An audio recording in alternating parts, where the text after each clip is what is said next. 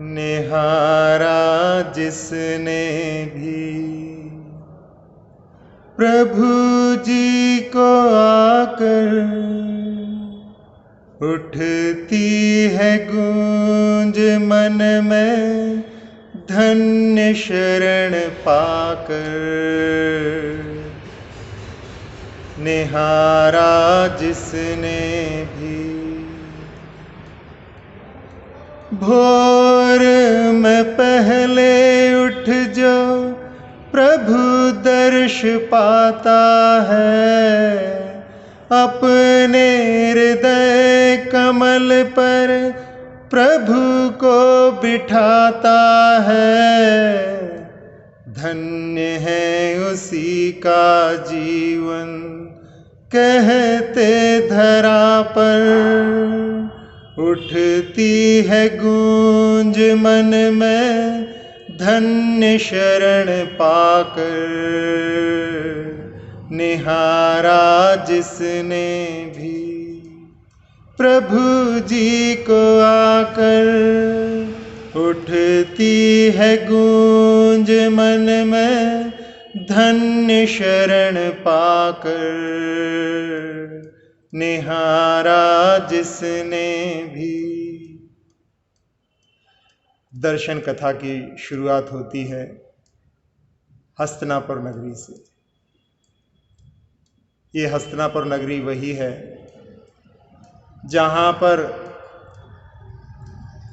तीसरे काल में जब ऋषभदेव आदिनाथ मुनि अवस्था में थे और 6 महीने के उपवास के बाद में आहार के लिए उठे, लेकिन उस समय दान की विधि कोई नहीं जानता था और 6 महीने से ज़्यादा समय और निकल गया। वो दिवस था वैशाख शुक्ल तृतीया का, जिसको अक्षय तृतीया के रूप में अपन जानते हैं। उस दिन लगभग 13 महीने 9 दिन बाद, क्योंकि चैत्रवदी नवमी को जन्म दिवस के दिन ही भगवान को वैराग्य प्राप्त हुआ था,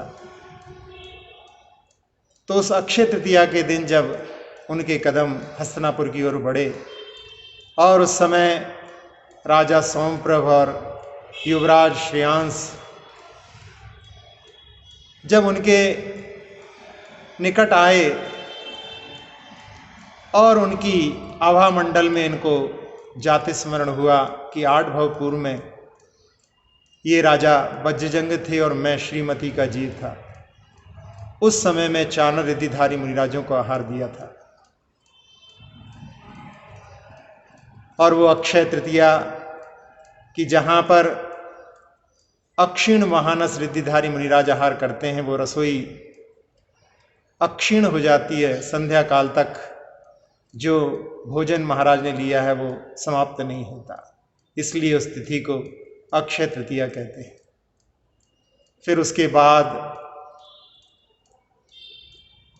5वें, 6वें, 7वें चक्रवर्ती, जो कि 16वें, 17वें, 18वें तीर्थंकर के रूप में उसी हस्तिनापुर में 3 कल्याणकों से सुशोभित हुए। उसके बाद में 8वें चक्रवर्ती सुहोम हुए और 9वें चक्रवर्ती महापद्म भी इसी हस्तिनापुर से थे। उन चक्रवर्ती की 8 पुत्रियों को 8 विद्याधरों ने हरण कर लिया और जब इनके सैनिकों ने उनसे युद्ध करके वापस लेकर के आए और उन कन्याओं ने कि अब हम विवाह नहीं करेंगे, अब हम दीक्षा धारण करेंगे, उस दृश्य को देख करके उन विद्याधरों को भी वैराग्य हो जाता है और इस दृश्य को देख करके चक्री महापद्म भी दीक्षा के लिए तैयार हो जाते हैं। उस समय में विष्णु कुमार उनके साथ में उनके पुत्र दीक्षित हो जाते हैं और पद्म राजा को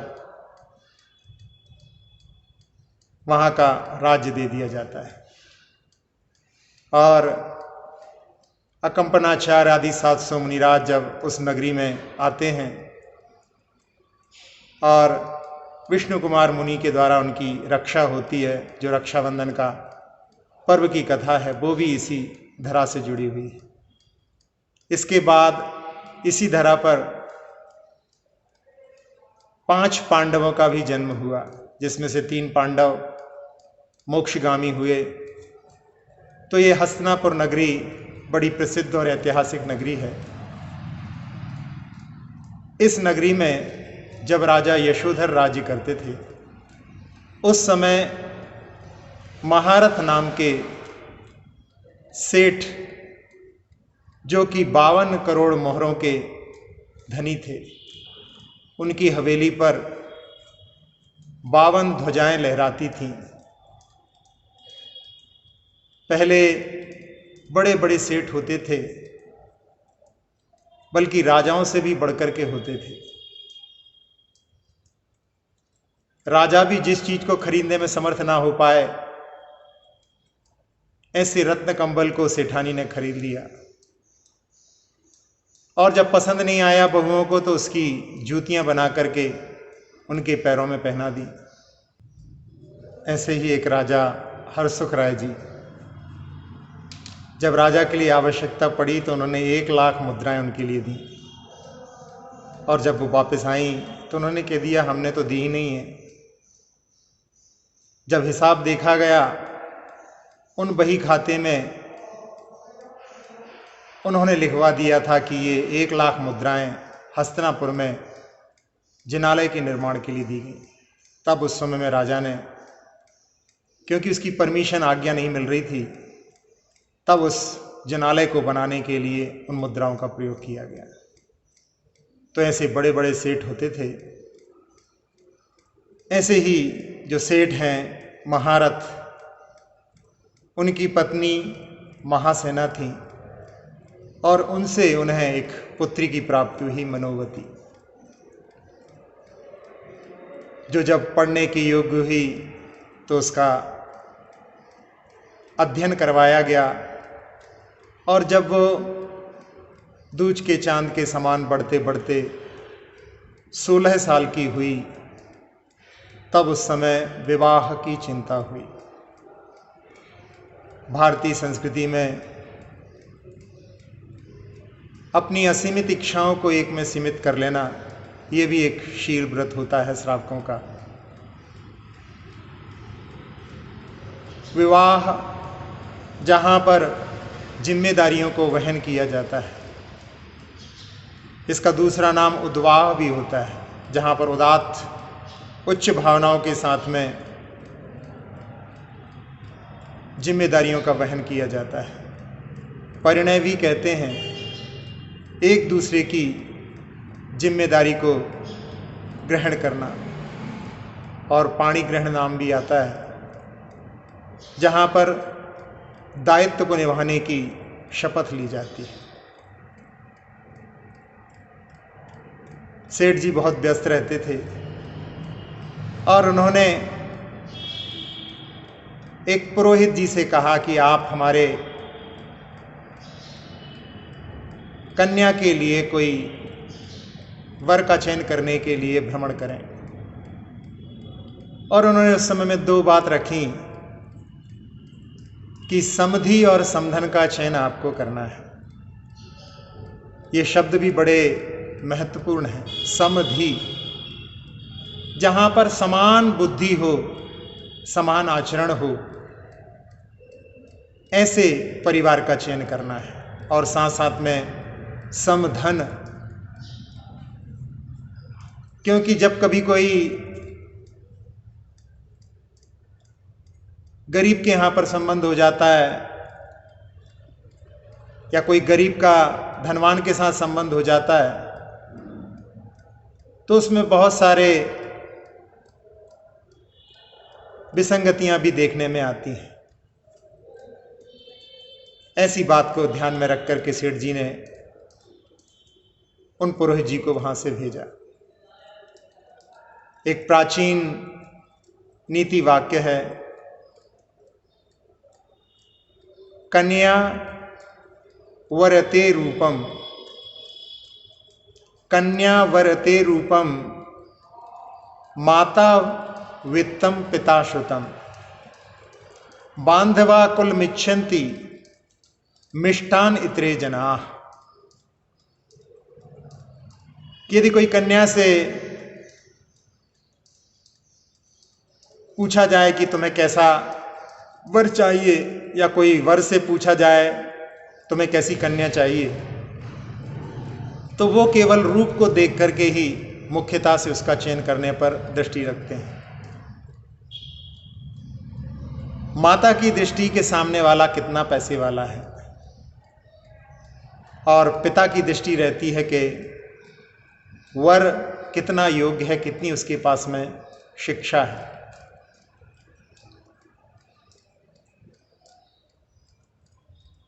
जब रूप को देख करके विवाह होता है, कई कई जगह ऐसी विसंगतियां आ जाती हैं। शाकाहारी कन्या है और मांसाहारी परिवार के साथ में संबंध हो गया। उनके यहाँ पर शादी की पहली रस्म में कि मछली खाना पड़ेगी। कहा कि हम शाकाहारी हैं, तो उस रस्म को निभाने के लिए मावे की मछली का आकार देकर के उसको खिलाया, और इस प्रकार से उस रस्म को पूर्ण किया गया। तो ऐसी विसंगतियां उत्पन्न होती हैं जहां पर रूप को देख करके चयन किया जाता है। पद्म पुराण का ही एक प्रसंग है कि पूर्व भवों में सीता का विवाह राम के साथ में तय करते हैं उसके पिता, लेकिन मां कि राम से ज़्यादा धन रावण के जीव के पास में है, इसलिए वो संबंध को मना करती है। और उस समय में लक्ष्मण का जीव जाकर के रावण के जीव का वध करता है, और रावण का जीव लक्ष्मण को उस समय मार देता है। फिर कई भवों में उनका वैर चला। तो इस बात को यहाँ पर कि माता वित्त के लिए चाहती है और पिता श्रुत की ओर दृष्टि रखता है। बांधवा कुल मिच्छन्ति, और जो बंधु वर्ग होते हैं वो अच्छे कुल में विवाह हो जाए ऐसी दृष्टि रखते हैं। और मिष्टान इतरे जना, बाकी सब लोगों को तो केवल पार्टी से मतलब रहता है, अच्छे से उनको मिठाई खिला दी जाए, कहीं पर भी कोई विवाह करे उनको कोई फर्क नहीं पड़ता। तो वहाँ पर इन शर्तों के साथ में उन्होंने पुरोहित जी को भेज दिया। विवाह करना भारतीय संस्कृति में बताया गया है। यदि ऋषि नहीं बन सकते तो फिर उस समय में कृषि करो, विवाह करो। आचार्य ने एक हाइकू लिखा है, बिना विवाह क्या कभी आगे बढ़ा धर्म प्रवाह। ये 17 अक्षरों की छोटी सी कविता होती है। भोग भूमि में तो वहाँ पर जो युगल उत्पन्न होते हैं वही साथ साथ में पति पत्नी के रूप में रहते हैं, लेकिन कर्म भूमि में विवाह की परंपरा प्रारंभ होती है।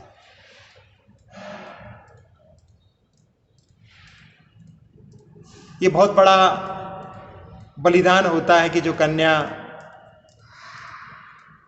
जिस घर में इतने वर्ष तक रही और उसको छोड़ करके दूसरे घर जाना पड़ता है। 6 महीने में उन्होंने भ्रमण करते करते अवंती देश के बल्लभीपुर में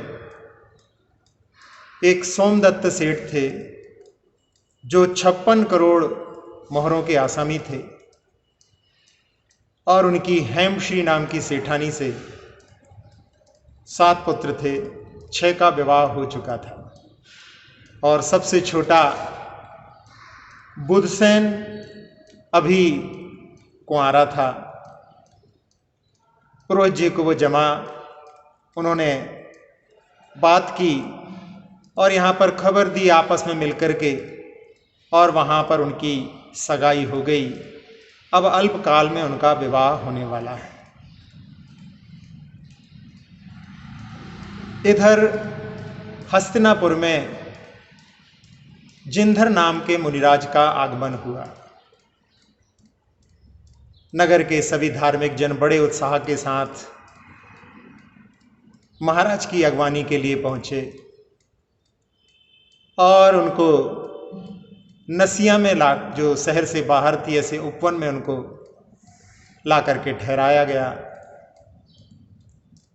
घर घर में लोगों ने आहार दान के भाव बना करके पड़गाहन के लिए खड़े होने लगे और महाराज के आहार संपन्न हुए। दोपहर में सारे धार्मिक जन उनके पास में पहुंचे और महाराज से निवेदन किया कि महाराज कुछ उपदेश हमारे लिए प्राप्त हो।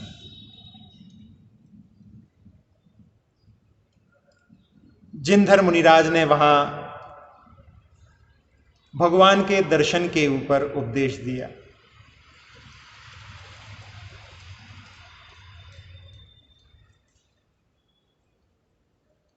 मंदिर में प्रवेश अपने पैरों को धोकर करना चाहिए, शुद्ध मन के साथ में। धौत पादः शुद्ध मना, इस प्रकार से दर्शन करने जाना चाहिए।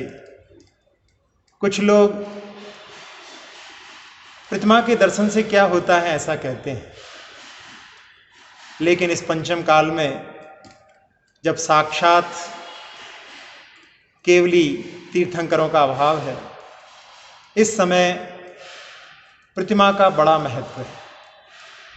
निक्षेपों की बात आती है, वहाँ पर स्थापना निक्षेप, सायमिति स्थाप्यमाना स्थापना, ये वही है। इस प्रकार से एक की बुद्धि के साथ में जिसमें स्थापना की जाती है वो स्थापना कहलाती है। वहाँ पर भगवान के दर्शन करते हुए ये भाव नहीं रहते हैं कि ये पत्थर की है या स्वर्ण की है, ये किसने बनाई है, किसने स्थापित की है, कब स्थापित की है। वहाँ पर तो दृष्टि रहती है कि ये बड़े बाबा हैं, ये वही आदिनाथ भगवान हैं जिन्होंने अयोध्या में जन्म लिया था, जिन्होंने कैलाश पर्वत से निर्वाण को प्राप्त किया। तो मूर्ति से उठकर के मूर्तिमान से जो संबंध बनाने वाली होती है, ऐसी स्थापना निक्षेप का इस पंचम काल में बड़ा महत्व है। आचार्य समंतभद्र स्वामी ने जिन स्तुति शतक में, स्तुति विद्या भी जिसको कहते हैं, भक्तानाम परमान निधि प्रतिकृति सर्वार्थ सिद्धि परा, भगवान की जो प्रतिकृति है वो सर्वार्थ सिद्धि को प्रदान करने वाली है। पद्मनंदी पंचविंशतिका में भी इसी बात को कहा गया है कि इस काल में हम प्रतिमा के दर्शन करके वैसा ही लाभ उठा सकते हैं जैसा चौथे काल में साक्षात केवली के दर्शन से लोग लाभ उठाते थे। स्थापना निक्षेप का महत्व समझने के लिए एक घटना आचार्य शांति सागर जी महाराज के जीवन की आपके सामने रखते हैं। आचार्य शांति सागर जी महाराज की आपने यदि फोटो देखी हो तो आपको उनका एक कंधा विशेष रूप से झुका हुआ दिखाई देगा, और उसका कारण था कि उनकी पीठ में एक बार एक व्याधि उत्पन्न हुई, जिसके कारण में उनके शरीर में बैठने उठने में, आहार लेने में बहुत पीड़ा होती थी। और जिस समय उनको कम दर्द महसूस होता था, उस समय कंधे को झुका करके बैठने में उनको कम दर्द लगता था, और 6 महीने तक उसकी पीड़ा उनके जीवन में रही। जब भी वो उठते थे, बैठते थे, तो उनके चेहरे पर थोड़ी सी दुख की लकीरें श्रावक लोग देख लेते थे। महाराज से विनय की, महाराज ने कहा कि हाँ कुछ पीठ में तकलीफ है। और श्रावक उनकी तकलीफ़ों को दूर करने के लिए बहुत प्रयत्नशील रहे। बहुत प्रकार के उन्होंने उपचार करने के प्रयास किए, लेकिन कोई भी कारगर नहीं हुआ। फिर एक बार एक राज्य वैद्य को उन्होंने बुलवाया, और बुलवा करके जब वो महाराज के पास में आए, उन्होंने विनय के साथ में कि महाराज, हम आपके इस रोग के लिए कुछ उपचार करना चाहते हैं। आप लोगों को ये बात भी विदित होगी कि आचार्य शांति सागर जी महाराज ने अपने जीवन काल में बहुत उपवास किए। 9,900 से ऊपर उनके उपवासों की संख्या है। 27 वर्ष में 18 वर्ष तक लगभग पूरे उपवास ही उपवास उनके रहे। और आज यदि इन्होंने आहार किया है तो कल तो आहार के लिए वो उठते ही नहीं थे। और उसी बीच में उन्होंने बड़े बड़े सिंह निष्क्रिय व्रत जैसे, जिसमें कि 15 उपवास के बाद में पारना और अगले फिर 14 दिन का उपवास, ऐसा उन्होंने जब ललित पर चतुर्मास किया था उस समय में उन्होंने सिंह निष्क्रिय व्रत भी किया था। तो उन्होंने कहा कि अभी तो कल ही मैंने आहार लिया है, अब आहार के लिए कब उठेंगे इसका कोई भरोसा नहीं। तो राज्य वैद्य ने कहा कि महाराज, हम कुछ ऐसी औषधि नहीं बता रहे हैं आपके लिए जो आहार में चलेगी, हम तो बाहर से कुछ प्रयोग करना चाहते हैं। तो महाराज ने कहा कि हाँ, बाहर से प्रयोग करने के लिए स्वतंत्रता है, उसमें कोई बाधा नहीं। और उन्होंने श्रावकों को संकेत दिए कि एक पात्र में चंदन केशर का लेप लाया जाए और एक काढ़ी साथ में। तो उन्होंने थोड़ी देर में उनके लिए पेश कर दी, और उन राज्य वैद्य ने महाराज की पीठ में जहाँ पर दर्द था वहाँ पर उन्होंने एक सिंह की आकृति का निर्माण उसके ऊपर कर दिया, सिंह का आकार उसके ऊपर बना दिया। जो 6 महीने से महाराज के लिए पीड़ा देने वाली चीज थी, रोग थी, व्याधि थी, वो मात्र 3-4 घंटे में उस व्याधि से उनको छुटकारा मिल गया। वो राज्य वैद्य ने बताया कि ये हाथी गांठ नाम की व्याधि है, और हाथी को वश में करने में सिंह ही समर्थ होता है, इसलिए मैंने इसके ऊपर सिंह की स्थापना कर दी। और उस सिंह की स्थापना से उनका रोग दूर हो गया। तो ये स्थापना निक्षेप का महत्व हम इसके माध्यम से समझ सकते हैं।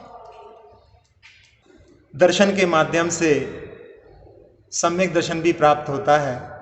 आचार्य वीरसेन स्वामी ने धवला, जो कि षटखंडागम की टीका है, उसमें लिखा है, जिण बिंब दंसणेण निधत्ति निकाचित कम्म कला वैश्य भी खे दंसणा दो। जिन कर्मों में कोई भी उत्कर्षण अपकर्षण संक्रमण नहीं होता, ऐसे कर्म भी जिनेंद्र भगवान के दर्शन से नष्ट हो जाते हैं। जिस दर्शन से सम्यक दर्शन प्राप्त होता है, जहां मनुष्यों तिर्यंशियों के लिए सम्यक दर्शन के कारण के बारे में जब पूछा गया तो वहां बताया जिन बिंब दंसणेण और धर्म समणेण, यानी जिनेंद्र भगवान के दर्शन से और धर्म श्रवण से, और तीसरा जो कि चारों गतियों में रहता है वो है जाति स्मरण। इसके माध्यम से सम्यक दर्शन प्राप्त होता है। देवों के सम्यक दर्शन के बारे में कैसे प्राप्त होता है, तो उनके बारे में बताया कि देवर्धि दर्शन, 12वें स्वर्ग तक के देव, दूसरों के जो बड़े रिद्धिधारी देव हैं उनकी रिद्धियों को देख करके यदि इस पर विचार करते हैं तो उनको उसके माध्यम से भी सम्यक दर्शन प्राप्त हो सकता है। 16वें स्वर्ग तक के देव भगवान के 5 कल्याणकों में आते हैं, तो उसके लिए कारण दिया जिन महिमा दर्शन, क्योंकि वहां के जो देव हैं, जो मिथ्या दृष्टि हैं, वो अपने इंद्र को भगवान जैसा समझते हैं। और जब इंद्र भगवान के 5 कल्याणक में आकर के उनकी सेवा में तत्पर रहता है, तब उनको समझ में आता है कि हमने जिसको भगवान समझा है वो भगवान नहीं, भगवान तो ये है। देवादिदेव के स्वरूप को देख करके उनको सम्यक दर्शन हो जाता है। ये जिन महिमा दर्शन है। धर्म श्रवण के माध्यम से भी उनको सम्यक दर्शन हो जाता है, और जाति स्मरण के माध्यम से भी। ये 16वें स्वर तक की बात है। और नवग्रह में जो मिथ्या दृष्टि होते हैं वो धर्म श्रवण के माध्यम से और जाति स्मरण के माध्यम से भी सम्यक दर्शन प्राप्त कर सकते हैं, और उसके ऊपर के सारे देव नियम से सम्यक दृष्टि होते हैं।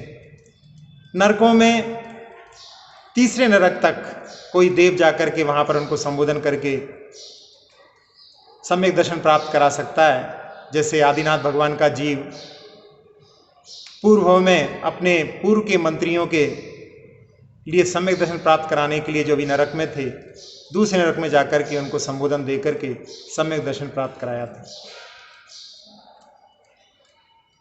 तो तीसरे नरक तक धर्म श्रवण के माध्यम से, और सातों नरकों में वेदना विभव तीव्र वेदना के माध्यम से उनको सम्यक दर्शन प्राप्त हो सकता है। तो ये सम्यक दर्शन के लिए जिनेंद्र भगवान के दर्शन की महत्ता मनुष्यों तिरंचों के लिए मुख्यता से बताई गई है।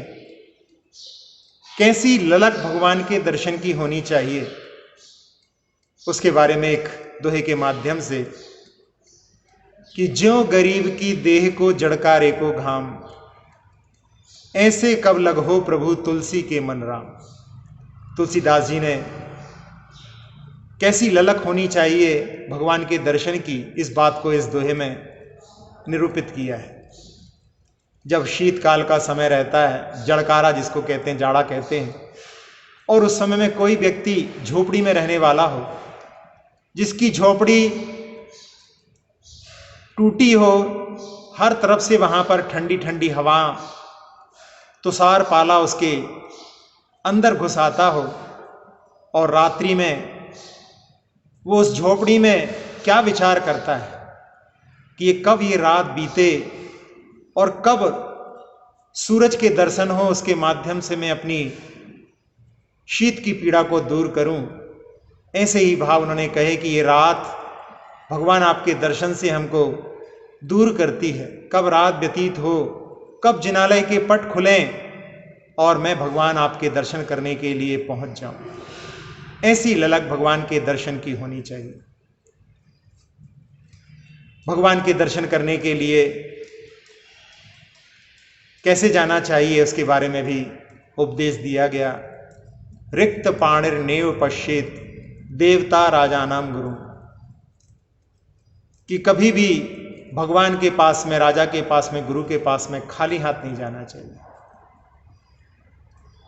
आचार्य श्री ने वासुपूज्य भगवान की स्तुति करते हुए दोहा शतक में, दोहा थुति में, बसु विधि मंगल द्रव्य ले जिन पूजो सागा, पाप घटे फलता फले पावन पुण्य पा।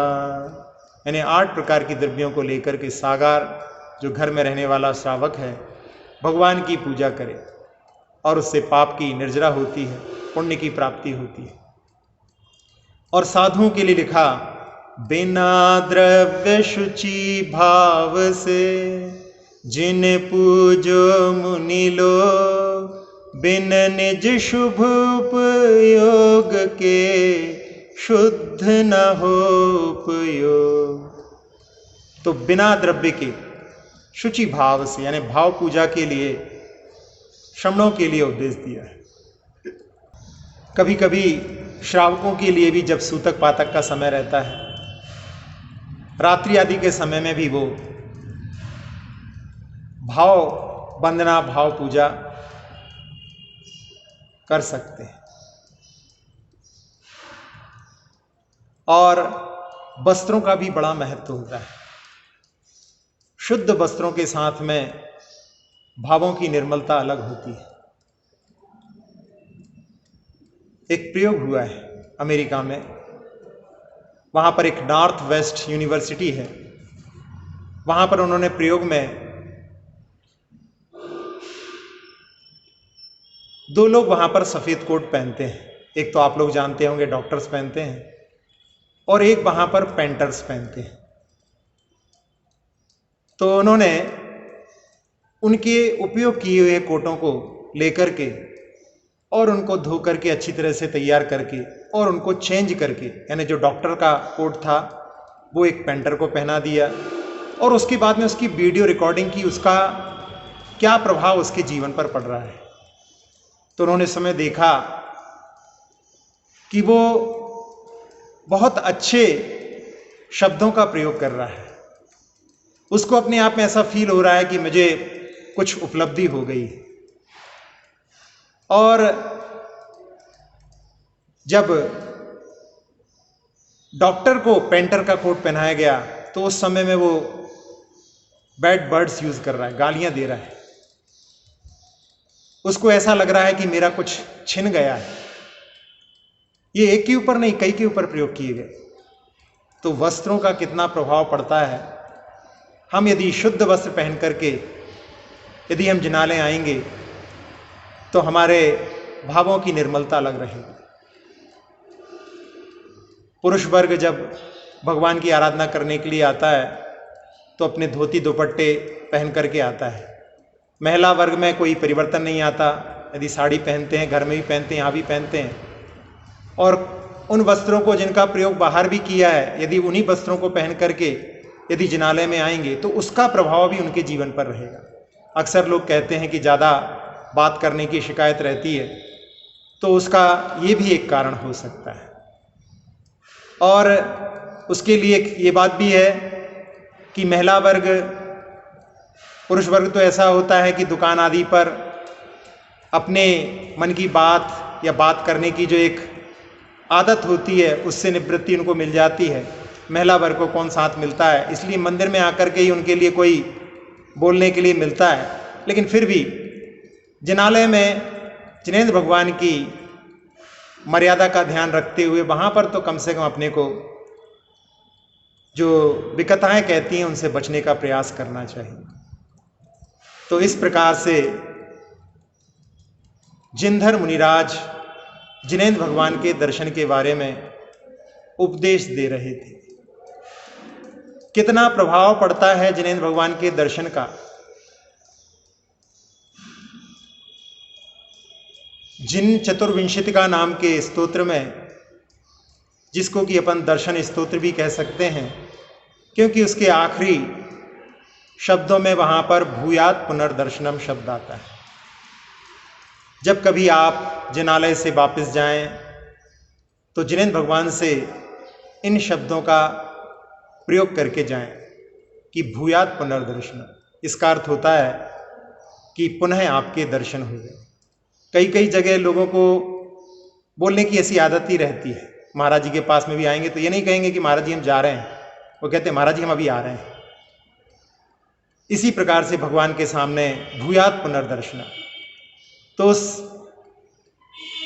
स्तोत्र में जो कि भूपाल कवि का रचित है, भूपाल चतुर्विंशति का भी उसका नाम है, उसमें एक काव्य आता है, किसलयित मनल्पन त्वद्विलोकाभिलाषात्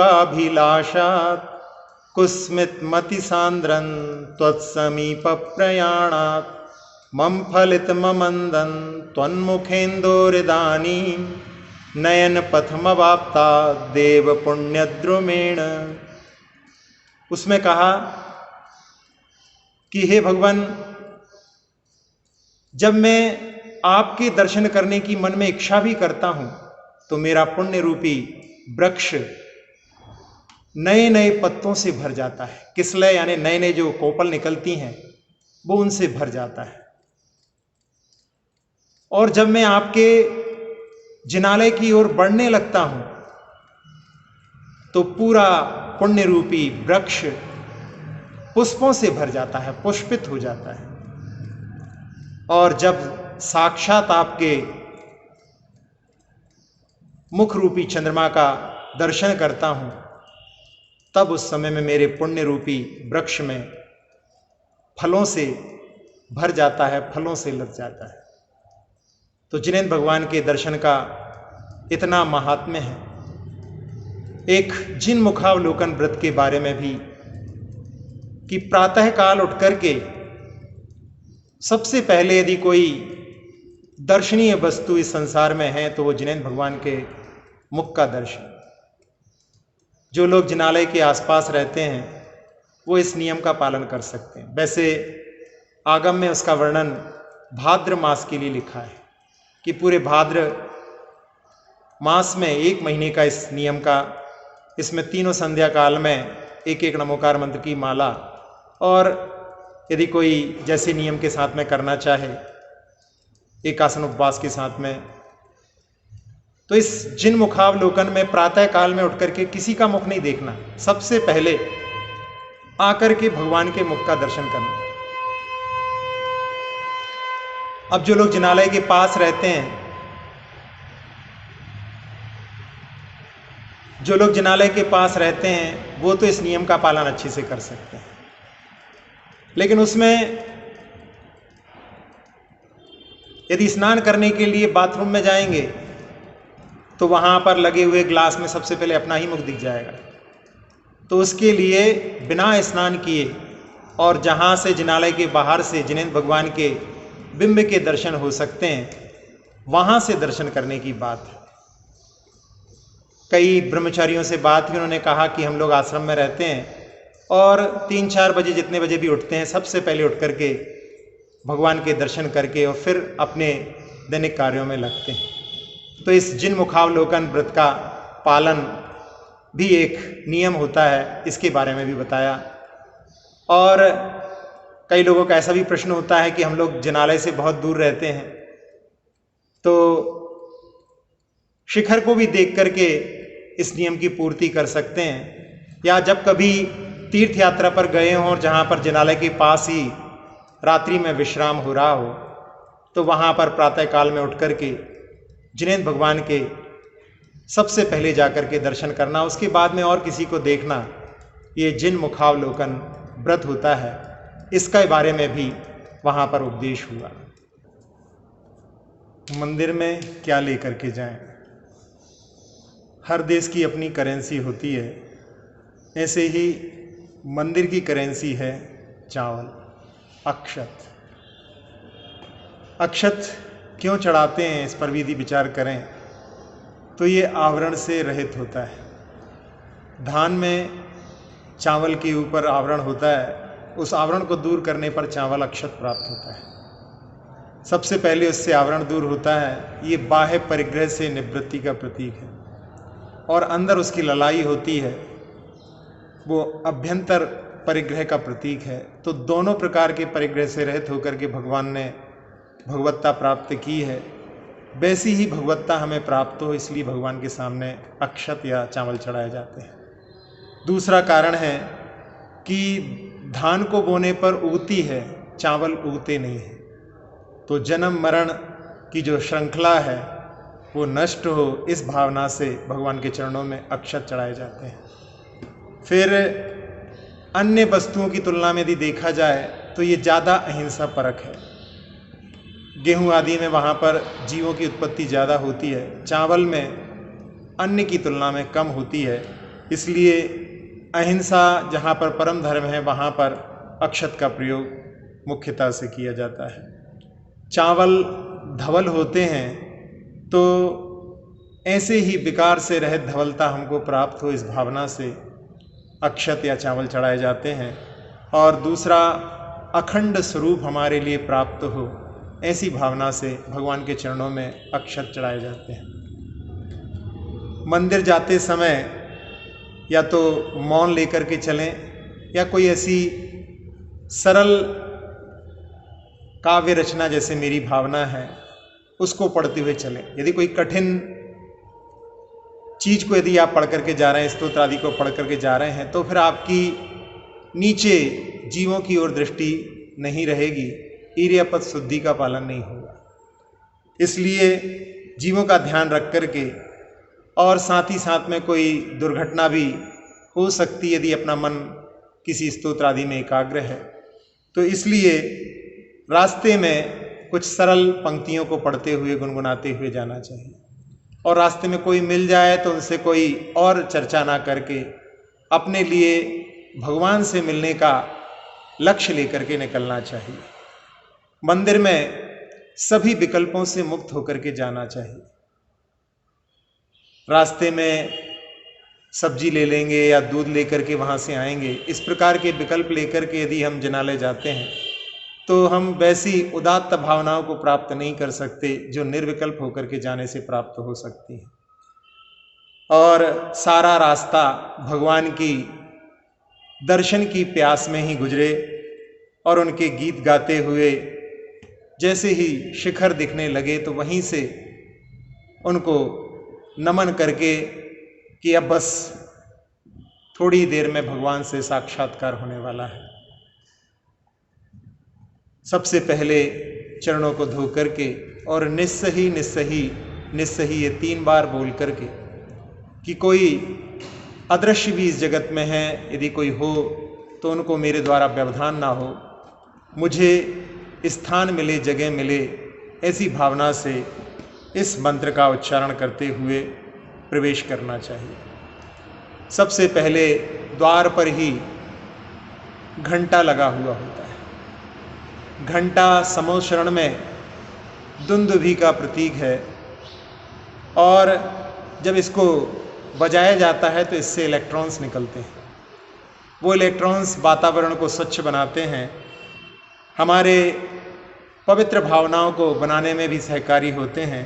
इसलिए थोड़ी देर वहाँ पर ठहर करके, जब वो धीरे धीरे आवाज़ कम होती जाए तब तक वहाँ पर ठहर करके बाहर के संबंध को तोड़ने के लिए, जैसे कोई हॉर्न बजा देता है तो उस समय में हमारा जो विचारधारा चल रही थी वो टूट जाती है, उस ओर ध्यान चला जाता है।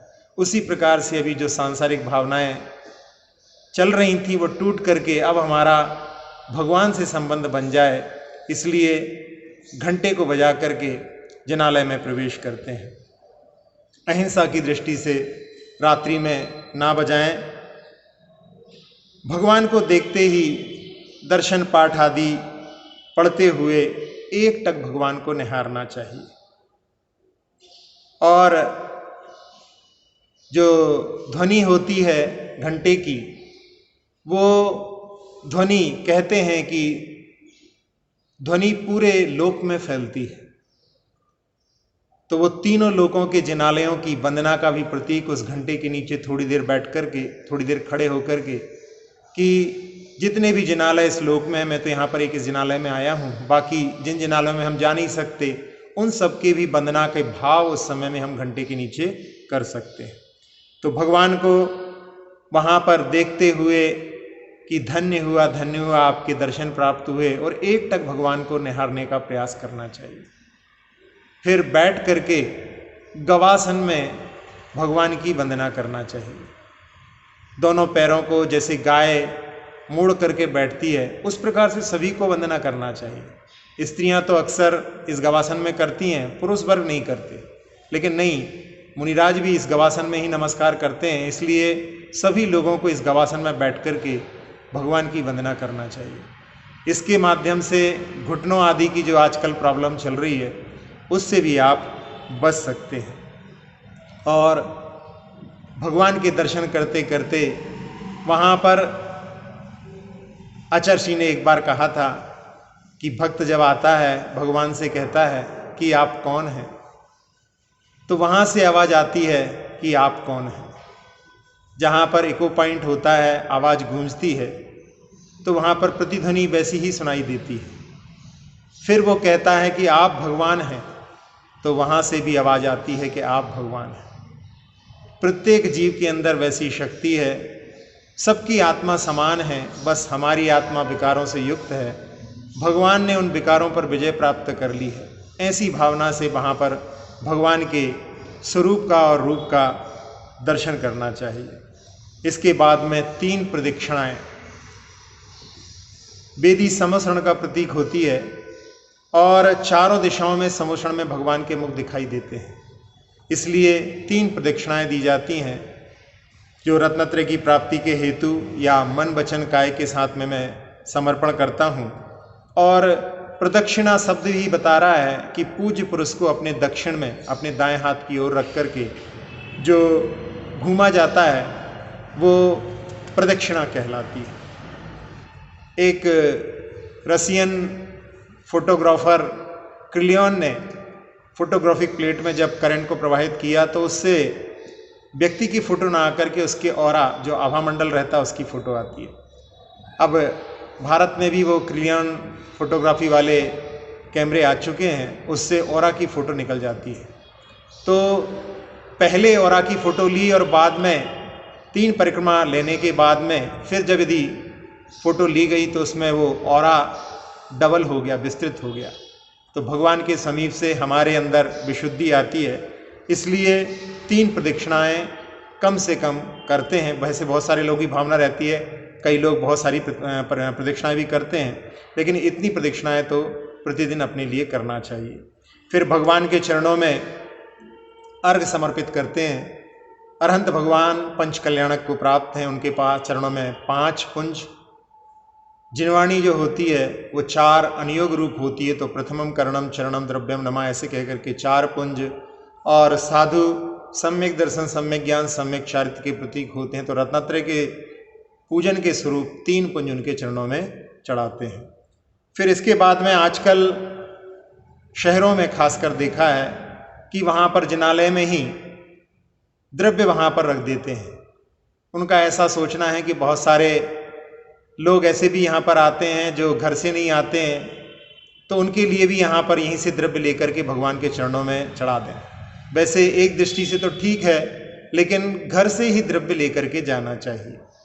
पहले सभी लोग घर से ही द्रव्य लेकर के जाते थे, लेकिन जब मुगलों का समय आया और उन्हें मंदिरों पर आक्रमण प्रारंभ किए, तो उसमें मंदिरों की सुरक्षा के लिए शावकों ने ये निर्णय लिया कि द्रव्य मंदिर में ही रख दी जाए और बिना द्रव्य लिए खाली हाथ जाएं, जिससे कि वो लोग पहचान ना पाएं।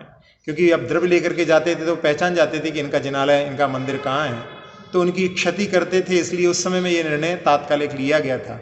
लेकिन दर्शन करने जाते हैं या पूजन करने जाते हैं तो द्रव्य घर से ही लेकर के जाना चाहिए। फिर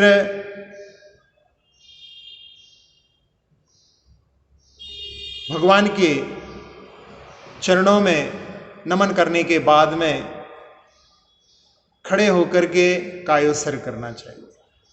काय के प्रति ममता को छोड़ करके, और उस समय में ऐसी भावना कि भगवान हमारा जो वर्तमान है आपका भूत रहा है और आपका जो वर्तमान है वो मेरा भविष्य बने, ऐसी भावना के साथ में वहाँ पर कायोत्सर्ग करके, और उसके बाद में 6 क्रियाओं को जो मंदिर में संपादित करनी चाहिए श्रावकों के लिए, भगवान का अभिषेक, पूजन, स्वाध्याय, स्तोत्र पाठ, जप और ध्यान, इन क्रियाओं को भी वहाँ पर संपादित करें। एक प्रोफेसर डॉक्टर विजयेंद्र स्नातक ने मुकमाटी की समीक्षा में इस बात को लिखा कि बहुत सारे लोग ऐसा मानते हैं कि जैन धर्म और बौद्ध धर्म ये नास्तिक धर्म है। उन्होंने इसमें लिखा कि यह धारणा बिल्कुल मिथ्या है। जैन दर्शन अन्य सभी धर्मों से अधिक आस्तिक है और केवल जैन ही सबसे अधिक आस्तिकता के साथ में पूजा पाठ या अन्य धार्मिक कार्य करते हैं। तो हमें इन धार्मिक कार्यों को बड़े अच्छी तरह से संपादित करना चाहिए। और एक विशेष बात कि कभी भी भगवान के दर्शन एकदम सामने से नहीं करना चाहिए, थोड़ा सा कोने से ही दर्शन करना चाहिए, क्योंकि एकदम सामने से करेंगे तो कोई एक व्यक्ति खड़ा हो सकता है, लेकिन अन्य एंगल्स पे देखें तो बहुत सारे लोग दर्शन कर सकते हैं। दक्षिण में तो जहाँ भगवान की प्रतिमा के नीचे यक्षी और यक्षिणी बने रहते हैं, यक्ष और यक्षिणी बने रहते हैं, वहाँ पर तो जिस तरफ यक्षिणी होती है वहाँ से महिलाएं दर्शन करती हैं, जहाँ पर यक्ष होते हैं वहाँ से पुरुष दर्शन करते हैं। तो अपन भी कोई ऐसी दिशा बना करके एक तरफ से ही भगवान के दर्शन करें। और जब जिनालय से निकलते हैं, यदि वहाँ पर भगवान की प्रतिमा का मुख जो है उसी तरफ है, तो पीठ ना पड़े, इस प्रकार से भगवान के दर्शन करके बड़े विनय के साथ में निकलना चाहिए।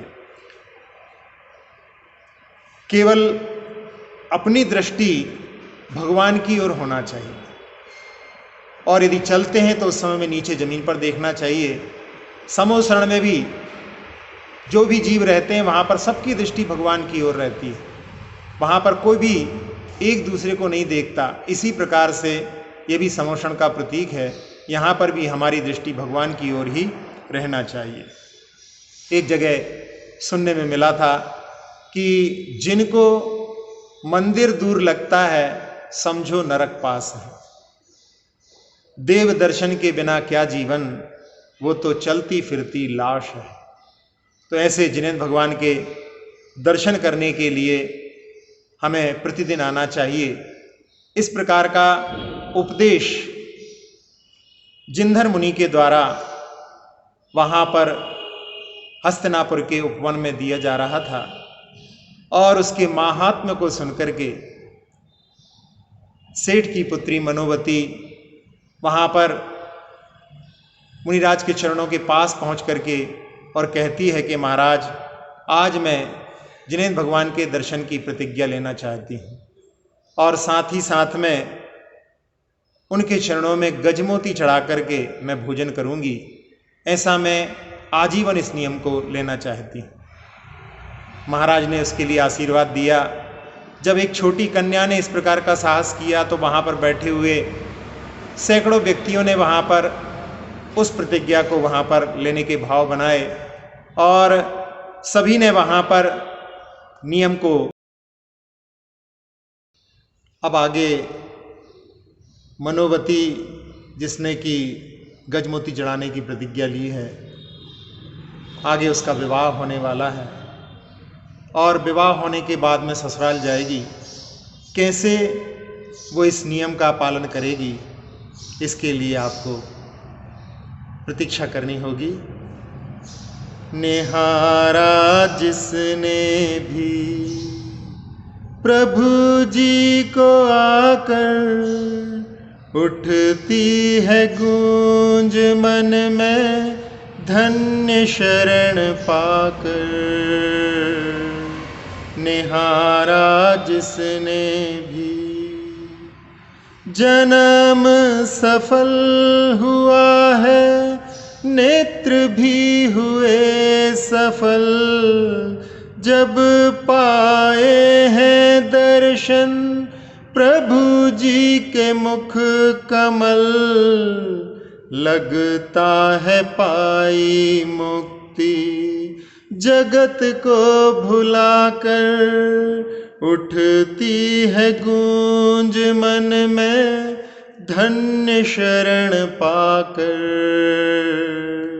निहारा जिसने भी प्रभु जी को आकर, उठती है गूंज मन में धन्य शरण पाकर। निहारा जिसने